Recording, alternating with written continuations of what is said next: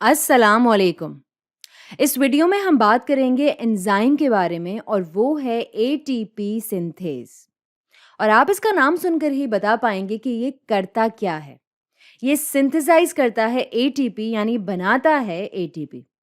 हमने ये देखा जब बात हुई रेस्पायरेशन या रेस्पिरेशन की, या आप ये मुस्तकबिल में देखेंगे जब रेस्पायरेशन की बात कभी होगी, जो हमारे जिस्म के ज़्यादातर सेल्स में होती है। आप ये तब भी देखेंगे जब पढ़ेंगे फोटोसिंथेसिस। जो आम तौर पर ये काम करता है वो ये कि ये बैठा हुआ होता है दूसरी तरफ फॉस्फोलिपिड मेम्ब्रेन के, और दूसरे प्रोसेसेस या मराहिल में आपके पास हाइड्रोजन आयन की कॉन्सेंट्रेशन या मिकदार बढ़ती हुई होगी मेम्ब्रेन की एक तरफ बजाय के दूसरी तरफ। तो शायद कुछ होंगे आपके पास इधर भी। अब हाइड्रोजन आयन जो है ये होता है प्रोटॉन।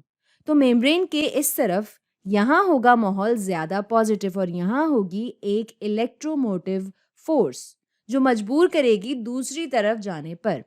और वैसे भी क्योंकि यहाँ ज़्यादा कॉन्सेंट्रेशन है तो इसके हिसाब से यहाँ है केमिकल ग्रेडियंट या कॉन्सेंट्रेशन ग्रेडियंट, कि जहाँ प्रोटॉन्स के लिए कोई भी रास्ता हो इस तरफ आने का तो ये आना चाहेंगे इस तरफ। तो ये हुआ इलेक्ट्रोकेमिकल ग्रेडियंट जिस पर ये नीचे जाना चाहेंगे। और एटीपी सिंथेज यहाँ ये देता है रास्ता इन प्रोटॉन्स को यहाँ।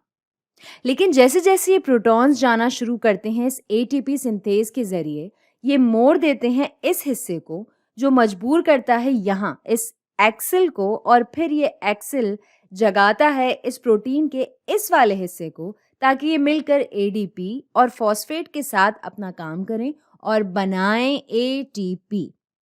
तो ये यहाँ नीचे आप जा रहे हैं इस प्रोटीन कॉम्प्लेक्स के इस हिस्से में जहां होगा एडीपी और फॉस्फेट ग्रुप, और फिर होगी यहाँ गर्दिश या रोटेशन जो मिलेगी इलेक्ट्रोकेमिकल ग्रेडियंट की वजह से, और फिर बनेगा हमारा एटीपी। और यही चीज होती है यहाँ दोनों में, इस रिस्पायरेशन में भी जो यहाँ हो रही है माइटोकॉन्ड्रिया में, और फोटोसिंथेसिस में भी जो हो रही है यहाँ क्लोरोप्लास्ट में। अब यहाँ कुछ फर्क हैं इन दोनों में।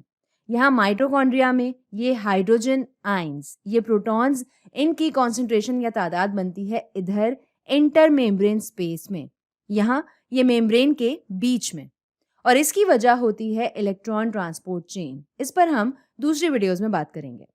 और फिर ये प्रोटॉन्स जाते हैं एटीपी सिंथेज के जरिए। ये जो यहाँ हम इतने बड़े पैमाने पर देख रहे हैं ये सब हो रहा है यहाँ माइटोकॉन्ड्रिया में। तो इसमें ये होगी इनर मेम्ब्रेन यानी अंदर वाली मेम्ब्रेन, और ये होगी इंटर मेम्ब्रेन स्पेस जो मौजूद होती है बीच में अंदर और बाहर वाली मेम्ब्रेन के। और यहाँ यहाँ होगा मैट्रिक्स माइटोकॉन्ड्रिया का। तो जैसे ही प्रोटॉन्स यहाँ से जाएंगे अंदर ये बनाएंगे एटीपी इधर मैट्रिक्स में।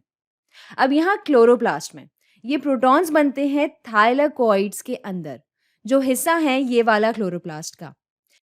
जहां ये बन रहे हैं इसे थाइलाकोइड स्पेस भी कहा जाता है और ल्यूमेन भी कहा जाता है। यहाँ अंदर थाइलाकोइड्स में जो प्रोटॉन्स बनते हैं इसकी वजह होती है लाइट रिएक्शंस यानी कि रोशनी का रद्द-ए-अमल।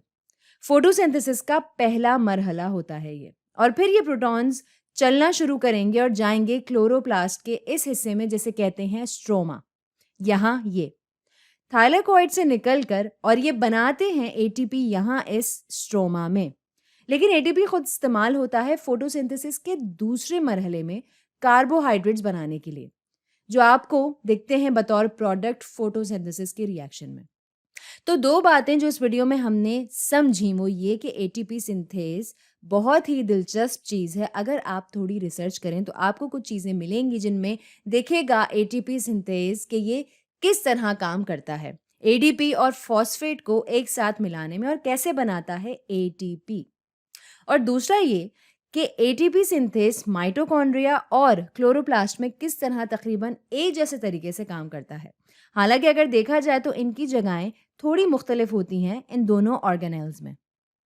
और यहाँ माइटोकॉन्ड्रिया में एटीपी को देखा जा सकता है बतौर आखिर का प्रोडक्ट या एंड प्रोडक्ट रिस्पायरेशन में, जबकि यहाँ क्लोरोप्लास्ट में ये बीच में ही बतौर तवानाई के बन जाता है और फिर बाद में काम आता है कार्बोहाइड्रेट बनाने के लिए।